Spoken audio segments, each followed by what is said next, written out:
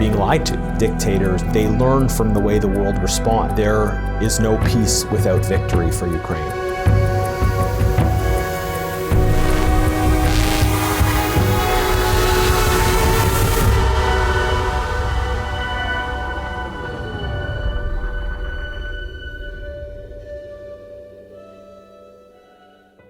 Ми продовжуємо проєкт Joint Efforts Canada&Ukraine спільними зусиллями до перемоги. Я Оксана Мельник, і ми розпочинаємо сьогоднішній випуск.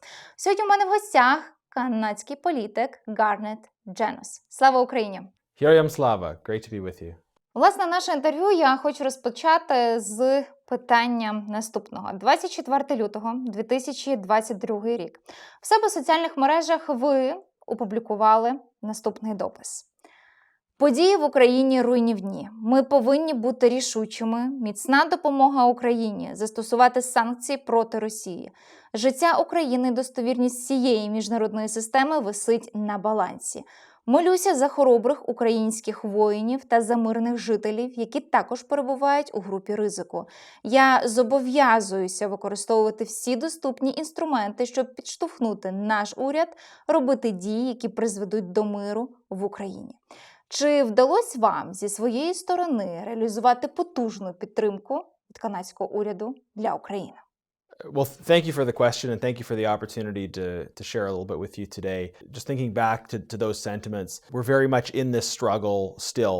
Obviously, the people of Ukraine, the soldiers, civilians, and others who are contributing to the effort, the struggle is still ongoing. And the political struggle in other countries to push governments to do more, to keep this issue at the top of the agenda. That struggle is ongoing. So I wouldn't say the work of supporting Ukraine is complete, nowhere near. And even after the war is over, we'll need to be there for rebuilding, strengthening relationships, and taking whatever steps are required for contributing to regional security. So this is a relationship, this is a struggle that's going to continue in various forms, and we need to continue to be there. I look back over the past year in terms of the advocacy we've done, and I think we've had a lot of successes. I think there have been various steps taken, and from the opposition, we continue to push the government to do more, to take various additional steps that are required. One big area of focus for us in the fall was around the decision by the Government of Canada to grant a waiver to sanctions for Gazprom turbines. The Liberal government made the decision to allow the export of certain Gazprom turbines. We strongly opposed that. We called for emergency meetings of the Foreign Affairs Committee. We had various studies on that, various hearings, and in the end, right kind of before the adjournment of the fall session of Parliament, the government reversed course and pulled that waiver. So it does show that within our democratic politics, although most of the power is in the hands of the government, an aggressive, active opposition can play a role. And I think the efforts that we pursued through the Foreign Affairs Committee on that issue were very important. And that issue created space for us to talk more about other aspects of support, about humanitarian assistance, about weapons, about other actions that are required. So we've had some successes, but there's more work that's needed. And I think what the Gazprom issue showed as well is that the government might talk a good talk on Ukraine, but the role the opposition is playing, pushing the government to be steadfast, is important because the government tried to back off with the Gazprom waiver, and it was because of those efforts in Parliament that we were able to get them to reverse course and pull that waiver back. Thank you. Нам потрібні 3 основні інструменти, про які заявляє гучно наш президент Володимир Зеленський. Це санкції, кошти і зброя. Чи готова Канада надалі підтримувати Україну до її перемоги? Адже це повинен бути безперервний процес. Canada is engaged in certain respects on all 3 of those areas, and there are potential questions about what more can be done in all of those areas. So one of the issues that we're continuing to pursue is the effective enforcement of sanctions. The government talks about the sanctions they've imposed, but I think sometimes there are gaps in terms of the effectiveness of the enforcement of those sanctions. We have legislation that allows sanctioned assets to be repurposed and to be used for recovery. So in a sense, combining 2 of those points, right? Providing additional support to Ukraine by using sanctioned assets. It's great that the legislation exists, but it being used to actually do that is a critical next step. So we're continuing to press the government on issues of sanctions, applying sanctions, but also effective sanctions enforcement and use of the tools that are required. We see continuing discussion of weapons. I think we could have been a bit quicker on provision of weapons. So I want to acknowledge that some things have been done by the government, but and the same goes for humanitarian support. We're following these fronts. We're saying, is the government actually following through on their commitments, and are they moving fast enough on these fronts? So Canada's engaged in all these areas, but as the opposition, we're looking at the gaps and the areas where there needs to be increased effectiveness and follow through. Ми розуміємо, що якщо Україна програє, далі Росія нападе на Польщу і далі піде у Європу. На вашу думку, як і яким чином світ повинен зупинити Путіна і агресію на Україну, на Європу і на війну? Тому що наразі відбувається виключно геноцид українського народу. І це дійсно так. Yeah, I think it's very clear that there is no peace without victory for Ukraine. If Ukraine were to be defeated, that the insatiable appetite of Putin for more blood, more territory, more control would simply continue. And the only way then to ensure peace and stability in Europe and around the world is decisive, clear Ukrainian victory and peace on terms that recognize the full territorial integrity and sovereignty of Ukraine. I think what we've seen historically is that aggressive dictators, they learn from the way the world responds. And in fact, Putin has already learned from past responses. If we had been stronger in our response to the initial invasion of Ukraine in 2014, at the time I think Canada was strong, but there wasn't the same consistency in follow-up in terms of holding Russia accountable then. Even if you go back further, the invasion of Georgia, Putin's actions, horrific disregard for civilian life in Chechnya. If you go back and see the historic failure of other countries to confront the Putin regime, establish the conditions in which Putin thought he could get away with these things. And so the response has been stronger this time, and that's a good thing. But suffice it to say, if we don't ensure a Ukrainian victory, then Putin will learn the lesson of that situation and he'll go further. If Putin is defeated, he will also learn the lesson from that situation and be forced to recalibrate.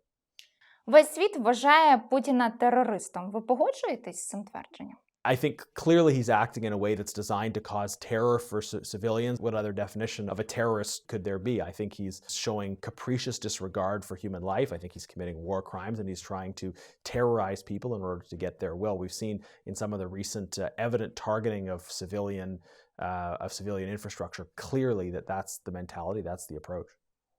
Росія робила фактаж на те, що Київ і Україну візьме за 3 дні. Так, 3 дні, і Україна би належала Росії. Ми розуміли, що це виключно фейкова інформація, тому що українці і ми такий народ, що ми за нашу державу, ми йдемо до кінця. На вашу думку, як зараз світ на дипломатичному рівні сприймає Україну? So, I mean, in the early days, I think there was a lot of uncertainty, even a lot of pessimism about what would happen. I remember at the time just kind of waking up every morning and checking Twitter to see like, okay, were they able to hang on? And it's been incredible what the Ukrainian people have been able to achieve. I think there was a real underestimation of the Ukrainian capacity by many in the West, but also by the Russian regime. Authoritarian states have a tendency to believe their own propaganda. They tell a lie enough until they actually believe it. And this lie, there would be sympathy for what Putin was doing inside Ukraine. This lie, it would be sort of an easy thing to do. Clearly, it was shown to be false, and the Ukrainian people have shown such courage, such heroism. I think the reality is the Russian military's failures have really undermined the prestige of the Russian government. A new conversation inside of Russia, hopefully it forces a political change as people realize that they are being lied to. They're being lied to by a regime that is willing to send their sons to their deaths with no regard for the consequences, simply to try to just double down on a failed approach. Якщо брати до уваги сьогодення, на вашу думку, чого не вистачає Україні для перемоги? Well, I think Ukraine has fought incredibly, and we've seen some of the counteroffensives being very successful, obviously. Uh, and I'm not an expert on the nitty-gritty of military strategy. I think my approach as a politician outside is to listen to what the government of Ukraine, the people of Ukraine are saying in terms of their needs, and then to try to encourage our government to be there, recognizing how critically important victory is. But what the government of Ukraine is saying is weapons, financial support, and sanctions, right? Those are the 3 points you mentioned earlier. And so we should be always looking for ways to ramp up that pressure, ensure the effective enforcement of sanctions consistently across the board, working with our allies to have a more consistent approach as well. And when it comes to sanctions, one of the other issues I think where we can do more on the Canadian side is recognizing the contribution we can make to global energy security. There are some respects in which our economy is similar to Russia's. Both countries are major natural resource producers and exporters. So Canada can provide an alternative for countries that rely on energy, but also food and fertilizer. We can displace Russian natural resource exports in Europe and also in East Asia. We have to be willing to recognize the urgency of that situation, develop our resources, develop pipeline infrastructure and other things that allows us to make those contributions. But we need to see energy as a security issue, not just as an economic issue, but also a security issue. So if we can step up and play that role, I think that will make sanctions against Russia more effective. From what we've heard, parliamentary committees and elsewhere, some of the sanctions, technology-based sanctions, for instance, have been quite effective. But in terms of the overall Russian economy, they're still able to export a lot of energy resources, and at current prices, they're still able to bring in revenue associated with that. I think the other thing we can do on this front is engage with some other countries in the region. I would like to see, for instance, India doing more to move away from Russia. We can hopefully try to build more of a global consensus around supporting Ukraine, not just between Canada and Europe, but also including other countries. Thank you. 18 березня 2022 рік у вас з'являється наступний допис в своїх соціальних мережах разом з українським прапором. І ви фіксуєте, що якщо ви живете в Шервуд-Парк, Форт-Саскачеван, це незабаром прибуде до вашої поштової скриньки. Будь ласка, подумайте про показ цього у вашому вікні, щоб висловити свою підтримку. З чим, власне, була пов'язана дана ідея? Yeah, so in my constituency, we have a large Ukrainian diaspora community. It's one of, if not the largest of any federal constituency in Canada. So I work a lot on foreign policy issues, but of all the issues I work on, the Ukraine issue is most likely to have resonance within my own constituency. We also have even Ukrainian language bilingual programs in some of the local schools. So there is that close connection. And so people in my riding have been very active in various ways wanting to support Ukraine. And that's been running for a long time, before this war certainly. Various aspects of Ukrainian national life, people in my constituency have been involved in that. And I know that when the war started, there was a lot of fear among people who had family members in Ukraine. So I wanted to give people an opportunity to show their support. So we mailed around just a simple mailer which had on one side of it an image of the Ukrainian flag and invited people to display it as a way of showing their support for Ukraine and also expressing to people in their neighborhood who may be of Ukrainian origin or have family members back in Ukraine, their community is with them and supporting them. And it was great to see the strong level of response that received, many people choosing to display that flag in their doors, and for me to be able to drive through residential areas and see that sign of support. Some people may be skeptical of little symbolic gestures like this because they wonder, does this really have an impact? But I think we have to recognize the psychological dimension of warfare as well, that when people around the world are thinking about Ukraine, are expressing support for Ukraine, that drives the conversation, that gives, I think, people fighting in Ukraine a greater sense of the international community being behind them, and it does help to strengthen those efforts. It also sends a message to the government of Russia, to the people of Russia, that this war is wrong, is not supported internationally, and that it has consequences for them. So, it's not the most important thing, but I think these kinds of gestures are nice and worthwhile, and I was glad to see so many people participate in it. Канадський уряд потужно підтримує Україну. Не було ще такої програми, яка була надана українцям. Мова йде про QED. Так, українці емігрували до Канади, так, тимчасово, так, ми це фіксуємо, але ми розуміємо, що березень і програма завершується.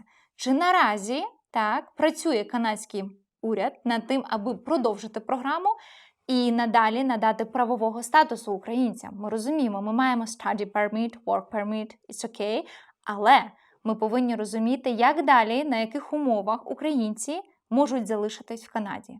Моє питання заключається в наступному. Чи працює канадський уряд над даним питанням? I'm not an expert on the immigration side of it. I do more work on the foreign policy side of it. I think it's very valuable that Ukrainians were able to come here and are able to come. In fact, conservatives were pushing for provisions allowing for visa-free travel in general for Ukrainians to make it easier for more people to be able to come here. In terms of how long that's extended for, obviously some people that have come to Canada are going to stay permanently. That's sort of inevitable as people establish relationships and connections and may move towards permanence.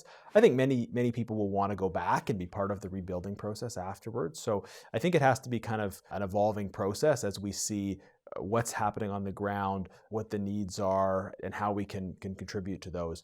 Obviously, we're all hoping for a speedy end to the war and victory. But at that point, there still will have to be a bit of a conversation recognizing that some people will want to stay here permanently and have established some connections. So I think it's kind of the sort of thing that has to evolve as we see what unfolds. Канада дійсно повинна відстоювати свободу та демократію. Ви про це заявляли неодноразово. Як, на вашу думку, справляється з підтримкою так наразі канадський уряд? Ми з вами поговорили. Також нам надзвичайно приємно, що ви особисто ведете власний блог, так, і подкаст на підтримку України. Розкажіть, будь ласка, про це більш детально. Як виникла ідея? Yeah, so I think one of the things that's been striking about Canadians' response to this conflict is how imminent it is to us because of new technology, right? The fact that we can see what people in Ukraine are saying on Twitter, the fact that I know people that are there that are sending images of things they're seeing or experiencing. There is a much greater sort of sense of imminence of the conflict. And people are looking to hear directly from the ground. And I think also part of the dynamic is there's emerging mistrust in traditional media. So people want to have a sense of hearing those firsthand reports. What are people who are living through these things seeing and experiencing? So when I first had an intern in my office from Ukraine, we decided to help bring this information directly to people. So we did weekly interviews with people that were on the ground doing work from various sides, looking at it kind of from an agriculture perspective, from a military perspective, seeing different aspects of it, and just helping to deepen the sense of solidarity and connection that people have. I think as a way of really getting the realities of what's happening into people's minds and helping to strengthen support for Ukraine. And I think this is the kind of work that needs to continue. It's been a year. The nature of news is that things can move out of the headlines, even if they're still going on, because they might still be happening, but they're not new anymore, right? So continuing to renew people's awareness of the reality of this situation is really important for sustaining that support over the long term. Ми знаємо, що українська аудиторія дивиться ваш проект. Чи досліджували ви, чи канадська аудиторія слідкує за даним проектом і чи дивиться його? I think there was a lot of interest in it. We had a great response to it, and it was something that we had a lot of positive feedback on from my constituency and from across the country. Yeah. Минулого року ви особисто висунули пропозицію засудити спроби Росії примусово анексувати українську територію. Як відреагувала на неї Палата громад? We had unanimous support in the House of Commons for that motion, so a positive moment in terms of the Canadian House of Commons expressing itself in support of Ukraine. That provides us with the momentum for pushing for follow-up, right? The House of Commons recognizes that these are illegitimate processes, and therefore we need to continue to support Ukraine towards a victory. Мені також відомо, що ви особисто відвідували Україну. Розкажіть про ці візити і чим вразила вас, власне, Україна? Yeah, so I was in Ukraine in 2016, and this was celebrating the 25th anniversary of independence. The year before, we in Canada celebrated our 150th anniversary of becoming a country. And so I was reflecting a little bit on the contrast between that. When a country's been around for 150 years as an independent, self-governing country, obviously nobody remembers. It's a matter of history, right? What happened. So there's a lightness to Canadian national celebration, right? We have parades where people throw out candy and wave flags and wear colored hats, but it's kind of it's purely celebratory. It was very moving for me to experience Ukraine's Independence Day because it felt much more weighty and somber. Of course, there's celebration and joy associated with it, but even in 2016, parts of Ukraine were occupied and Ukraine was at war, and most people would have some memory of a time before they had an independent country. Of course, Ukraine as an identity has been around for hundreds of years before they had an independent country. So there was a real sense of gravity and intensity to those celebrations that was different. There was a parade, but it was a military parade. It was a look at the equipment we're using to defend ourselves. So it really just brought home for me the fragility of freedom. And in that sense, it was a deeply meaningful celebration of nationhood. People celebrating something that they know is fragile and that they know is only there because they have had to and continue to have to fight to preserve it. You know, in Canada, we're blessed by geography. We're beside the United States, right? Ukraine struggles with its location, right? It doesn't have the same advantage that we have in terms of neighbor. I think that just brings home the support we need to provide for Ukraine. I don't have any Ukrainian heritage, but it's interesting when you spend time in a country, you can really develop an appreciation and a love for that place that you can't from a distance, right? You can read about another country in books and you can look at pictures and you can understand theoretically, but it's by being there physically that you can really get to know. So I was there for a short time, but I met with a lot of different people who were struggling in various ways to serve their country and make their country better. And it's an experience that I will carry with me for the rest of my life. Чи вважаєте ви українців героями на даний момент? Yes, absolutely. Absolutely. І моє крайнє запитання на сьогодні: чи будете ви святкувати перемогу України? Yes,